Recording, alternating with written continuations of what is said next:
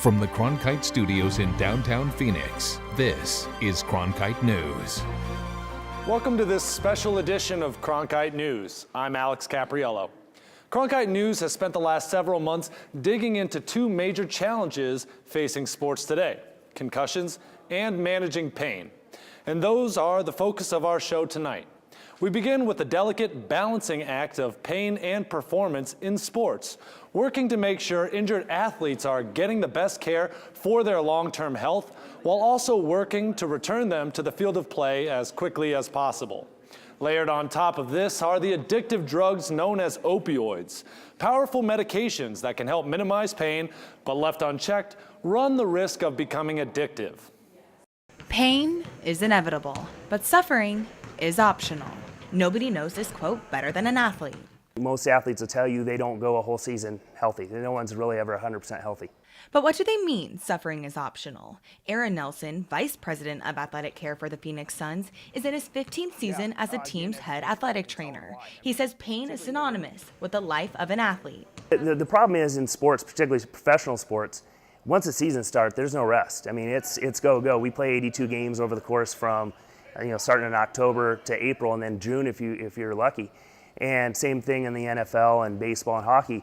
Any given point, you can get hurt and you don't have to go through it. So being familiar with it, our training staff make everybody go through it. Rookies, veterans, doesn't matter. Athletic trainers are the ones in charge of nursing athletes back to health as quickly but safely as possible. Health is crucial, man, and our trainers definitely give us knowledge and definitely go over what's illegal, what's legal, what's the best course of action for you. The Suns athletics staff is considered among the best at sports at helping athletes stay healthy and recover from injuries quickly. Their reputation has been built throughout the years by helping elite athletes such as Shaquille O'Neal and Steve Nash.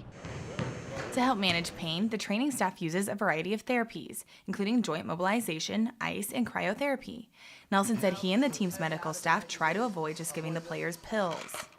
We try not to prescribe medications. We would prefer to use anything we can do with our hands, basically, to help them move better. Nelson acknowledged that there are times that the therapies are not enough and drugs are needed. However, the team keeps a very careful eye on players on medication, particularly those given powerful opioids, like oxycodone and Percocet, which can become addictive. We try to do a really good job of managing that. Again, it's a daily thing. It's not like, here's your stuff, and then let me know how you are at the end of the week. We're constantly educating them and saying, they might come back in and say, hey, can I take some more of this? And we're like, no, you already had it. It was 2.5 hours ago. You have to wait another couple hours. Things like that. So constantly monitoring and educating them. But according to Nelson, many people fail to realize that dependency isn't limited strictly to prescription drugs. It can all be dangerous. I mean, if you're taking even Advil, if you're taking it every day, 4 times a day, or if you're taking, 4 twice or 3 times a day, anything, and it's abused over the course of a period of time for weeks and months, it can be dangerous. Sometimes you do have to take a little Advil or Tylenol at certain times, because sometimes you have a back-to-back games and try to get you through where maybe you're not severely hurt to not play, but you're not 100%. That happens throughout the course of the year. But when that doesn't work, Dudley says sometimes what the doctor ordered is just some simple, old-fashioned R&R. Best thing is eat right, get your rest, and take care of your body. The relationship between pain and sport is inevitable, but what matters in that relationship is the athlete and to what degree he or she is able to successfully navigate that relationship. In Phoenix, Blair McElroy, Cronkite News. Subjecting your body to negative 170-degree temperatures, shooting cold lasers onto your limbs, sticking needles directly into your muscle. We get a twitch response. These may sound like torture methods from an old James Bond movie, but in fact they are just a few treatments for pain that are being used as alternatives to prescription pain medications. These pain meds can be harmful to the body and lead to addiction. Instead, people are turning to some unorthodox measures to manage their pain. Whenever you can alter the pain response without having to externally intake any sort of drug or pathogen that will help change your chemistry, you're only going to come out more beneficial in the long term. Shane Clatterbuck is the director of the Scottsdale Endurance Rehab Facility. They installed a cryotherapy chamber earlier this year, which uses extremely cold nitrogen gas to promote muscle recovery. it will almost trick your body into thinking that it's going hypothermic. So as a protective mechanism, your body will decrease the inflammation from your extremities or from any damaged areas to try to protect your central body or your main organ systems. As you get out of the novocriosana, then you get an inrush of new blood, healthy blood, that bring healing properties to help restore damaged or inflamed areas. Another treatment that drops the temperature to treat injury or pain is cold laser therapy. It's basically accelerating the cell rejuvenation and repair process. So whatever the cell would naturally normally do over a period of time, you're just accelerating that. Dr. Chris Serafini is a chiropractor in Scottsdale and feels that the laser treatment isn't being utilized enough. Cold laser therapy is phenomenal. I wish more doctors had cold light lasers. The results that we get are literally dramatic. I mean, you'll see instantaneous results. Patients come in with big cuts or wounds, stitches, those kind of things, and you laser them for 5 minutes, and literally pain is significantly decreased. There's a great twitch response, Kayla. Dry needling, not to be confused with acupuncture, uses needles as a type of myofascial release, which is a fancy term for loosening up muscles. The best massage therapist in the world can't put their hand inside of a muscle. I can reach the actual restriction in the fibrous tissue to release it and provide pain relief and improve mobility instantaneously. Howard explained that muscles are a set of fibers, and when they get bound up, it's a source of pain. Dry needling is designed to undo that. When I strike the restricted area or the trigger point, the muscle will actually twitch and it will release, and that's where we get the immediacy of the impact of the treatment. Unlike opioids, these alternative treatment methods are available to anyone who would want to try them and do not require a prescription from a doctor. In Phoenix, Corey Kamershak, Cronkite News. After retiring from the NFL in 2007, former Arizona State quarterback Jake Plummer tried CBD hemp oil to see how his aching body would react to it.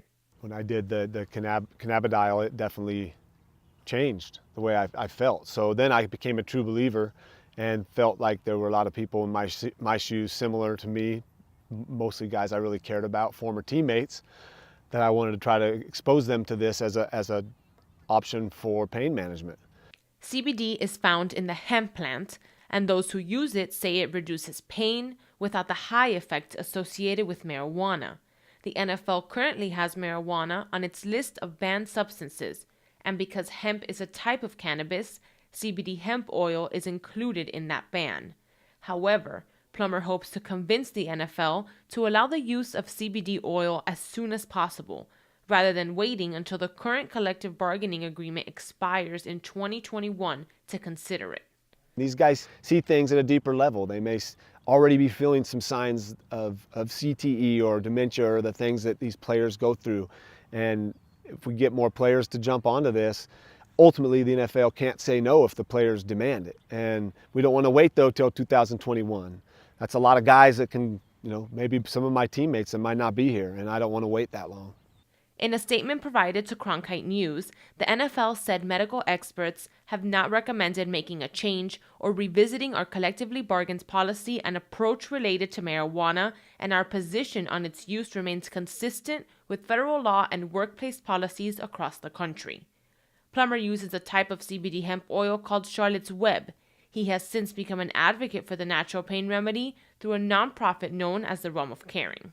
I'm not going to stand and say marijuana, because my stance is whole plant, it's cannabinoids, it's what it can do for everybody in different ways, but the test subjects are there, guys. There's a whole league that's current players and former players that we could test, and if it helps us feel better, the average person would definitely benefit also. We were just always taught marijuana is something bad. But when you look at the research, it actually has a lot of benefit. They've done studies. All these states that have medical marijuana right now, there's 25% decrease in the incidence of overdose and death.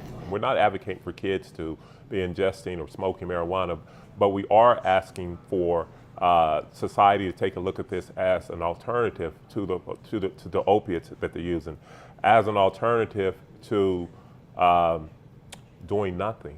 11-year NFL veteran Marvin Washington believes CBD oil shouldn't only be used when someone is already in pain. He wants to see it introduced before a player gets hurt. When I played the game, there was no concussion protocol or anything like that.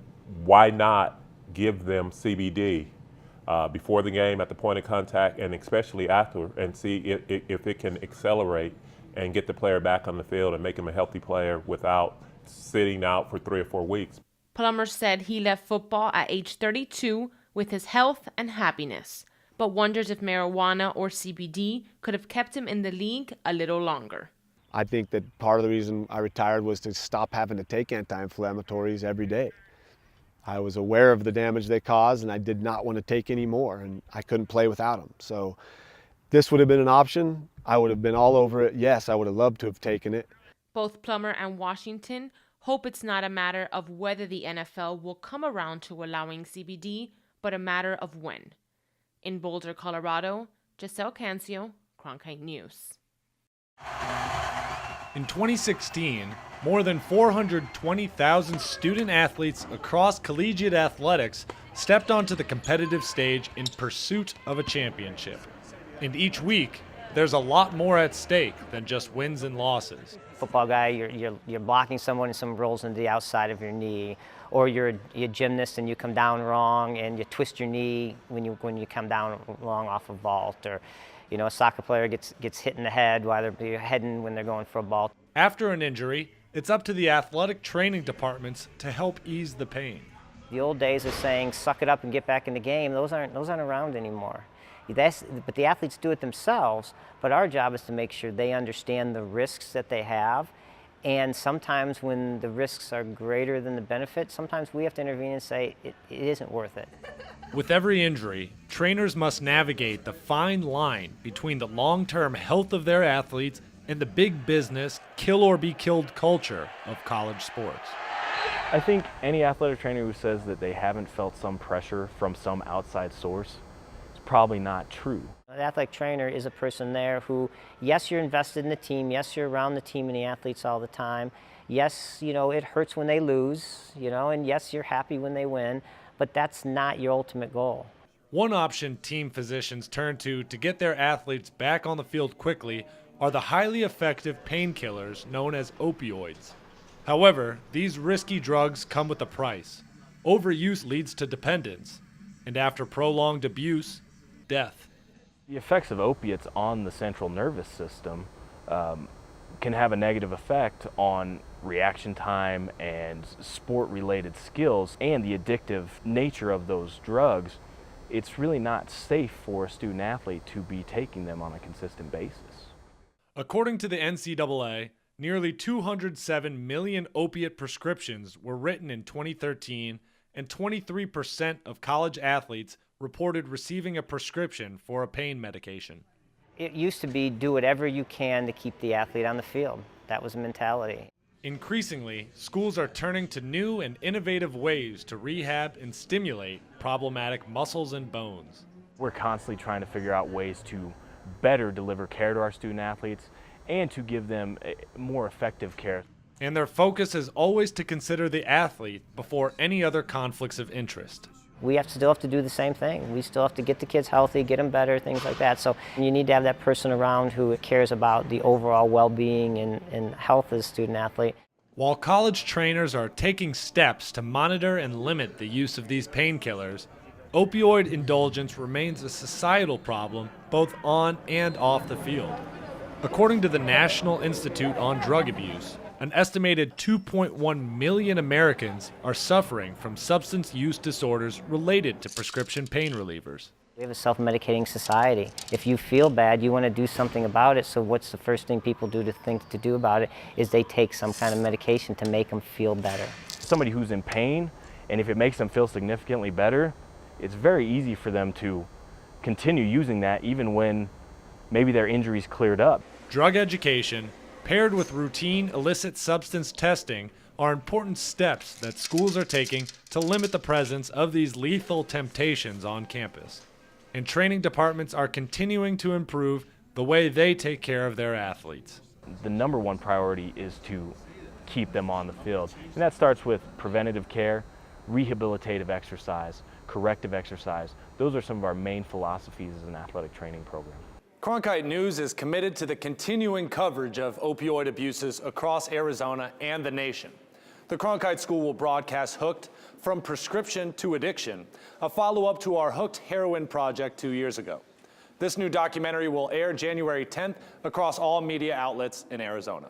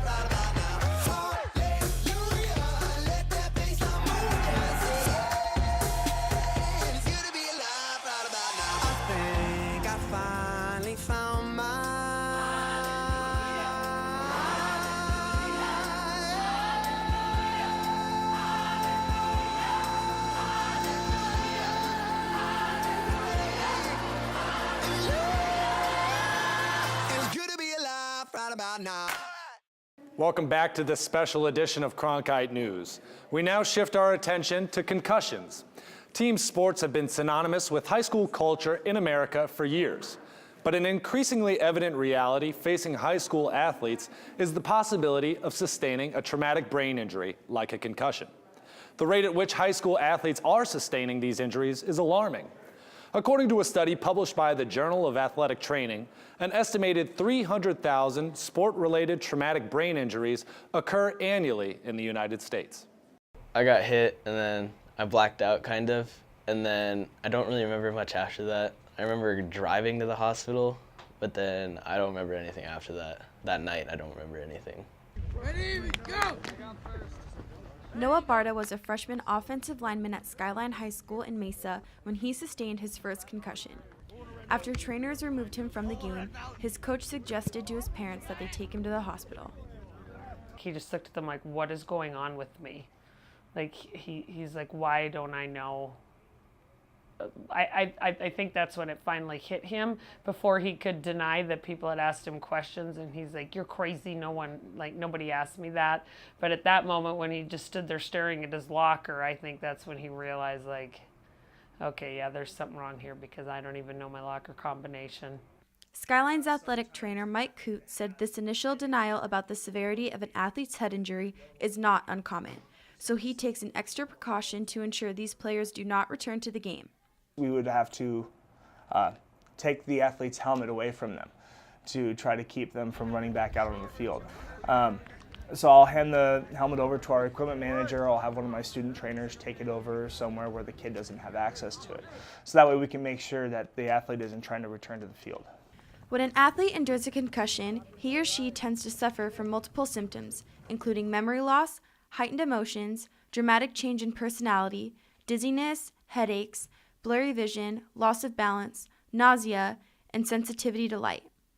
The Arizona Interscholastic Association partnered with the Barrow Neurological Institute to create and implement a concussion education tool called BrainBook, which every student must take before participating in sports. It's more of a kind of an online 30-minute curriculum that talks about what things could come up, what symptoms you need to be paying attention to, that if you're suspected of a concussion that you cannot go back to play until a qualified medical professional has given you permission to play. Noah took the BrainBook baseline test at the beginning of the season, along with the impact baseline testing that Skyline implements. It's testing memory and cognitive function of the student athlete, reaction times, things like that. I stayed home for 2 days because my head really hurt afterwards, and I had to take lots of painkillers for it. And then once I got back to school, there was some stuff like I couldn't do, like I'm in orchestra too, and like the comprehending of that, it was just too much. So I had to go like sit in my mom's room for that hour. And then math sometimes wouldn't be the best because all the numbers and stuff, so I would just sit there kinda. Noah has since returned to football and plays offensive and defensive line for the JV team at Skyline. Noah has a piece of advice for kids who are suffering with concussions. You think even you might have a slight concussion, go out of the game like right away because you don't want to risk injuring yourself even more than you have. In Mesa, Gina Berg, Cronkite News. My worst volleyball concussion was my junior year of high school. I was going for a ball and I dove and I fell into the bleachers. And my coach was like, "Oh, are you okay?" And I was like, "Yeah." She asked me if I hit my head and I said no. I've definitely seen my cheerleaders pretend like they're not hurt when they get hit in other ways. And I could see with other sports, since there is that concussion limit before they have to be done forever, that they would just not want to report it. Having suffered 7 concussions herself, Agua Fria High School head cheer coach Tori Jones knows firsthand the importance of both reporting concussions and understanding their seriousness. However, for young athletes like former Greenway High School volleyball player Haley Warden, who went on to play at Arizona Christian University, the focus is sometimes more on the short term, on staying in the game. I went back to playing and I played the next day. I actually did hit my head, but I told her I didn't just because I didn't want to sit out, and we had a game the next day, so I didn't want to miss that. According to Northern Arizona University Assistant Professor of Athletic Training Monica Lininger, nearly 50% of concussions in high school and college athletics may be unreported. Lininger is among a group of 4 NAU researchers awarded a grant from the NCAA and the Department of Defense to study the culture of concussion reporting. A concussion is really just a bruise that you get on the brain, essentially. So if you think of your brain kind of like jello, it gets sloshed around a little bit. And so there's a severity of those. So you can have a total traumatic brain injury or a mild traumatic brain injury. Sometimes we like to think that an individual's behavior, whether or not they report a concussion or not, can be considered a health behavior. It's like, are you going to get your flu vaccine? That's something, an action someone can take. Is an athlete going to report a concussion? That's a health behavior. Debbie Craig, part of the research team and director of NAU's athletic training program, says that athletes are more focused on being competitive rather than on their own well-being. Biggest thing is they don't want to come off the field, and it's more so during game day. So they're more willing to report a concussion during practice and have it checked out and step off the field to do that. They're less willing to do that on game day, and it's that competitive nature of being an athlete. For Jones and Warden, both say the key to improving concussion reporting begins with understanding the consequences of a concussion. I make it very clear to my girls that they have to be honest with these things. If they're lying, they can make life way worse for themselves. It'll be a long-term injury instead of a short-term one. My advice would be that sports, that's not your life. You can lose your life over a concussion. So I would just say, just kind of put in perspective that sports are just now and that you need your brain for the rest of your life. In Phoenix, Carly Swanson, Cronkite News. High school football participation is down across the country, dropping 2.4% from 2008 to 2015, according to the National Federation of State High School Football Associations. But it's a different story in Arizona. The state went from 18,920 players in 2008 to an all-time high of 20,814 in 2015, a 10% increase in participation during that time. One of the keys in maintaining participation in the state is the Arizona Interscholastic Association's partnership with Barrow Neurological Institute in their Brain Book program. According to Barrow, the Brain Book Concussion Education Program is the first of its kind in the country. AIA makes them do what we call this concussion training, where you have to go online and complete, they call it the Brain Book. They can't participate at all. They can't even come out in shorts and a t-shirt and participate until they've gone through that training. The more that they learn about repetitive concussive injuries, that if we can catch it early enough with the younger athletes, I think that is important. And I think the Brain Book is definitely the way to go.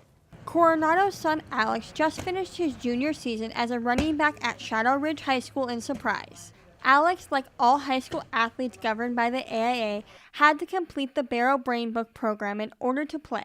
This includes answering questions that help set up a baseline for each athlete to be compared to if the student suffered a possible concussion. I like a lot of repeating questions, patterns, because if a player had a concussion, it would have been a risk to play. Like his son, Jeff Coronado was a high school football player. He said awareness of concussions and the evolution in coaching that has come with it has come a long way since he played at Ironwood High School in Glendale in the late 80s. Coaching, they are definitely proactive about teaching the kids how to hit, how to avoid the helmet-to-helmet contact, and really checking the athletes out when they have had a pretty hard hit or fall to the ground, where when I played, there wasn't an emphasis on that. It was get back into the game and continue playing. According to Heads Up Football, all 50 states now have a return-to-play law, including Arizona. The state enacted Senate Bill 1521 in 2011, which includes requiring the immediate removal of an athlete from play if suspected of a concussion, and allowing an athlete to return to play only after he or she has been evaluated and cleared by a healthcare provider trained in the evaluation and management of concussions. We have a doctor on site for every football game, and they evaluate. If they get to the doctor at that point, if they get to one of our trainers, they're immediately out for the rest of the game, and then there's a protocol that's a sequence of about a week. First, they check your coordination, then they take you off the field, and they don't let you play for the next week.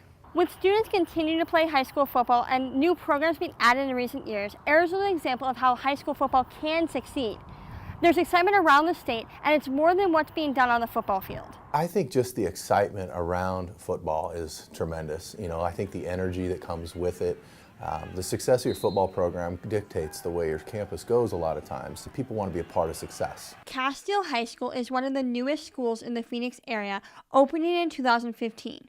Football has already become popular with only 900 students in the school, 100 of them play football. In Phoenix, Madeline Hyman, Cronkite News. For more coverage of concussions, as well as additional stories on pain management in sports and our in-depth coverage of sports gambling, visit our website, cronkitenews.azpbs.org. That's all for tonight. I'm Alex Capriello. Thanks for joining us.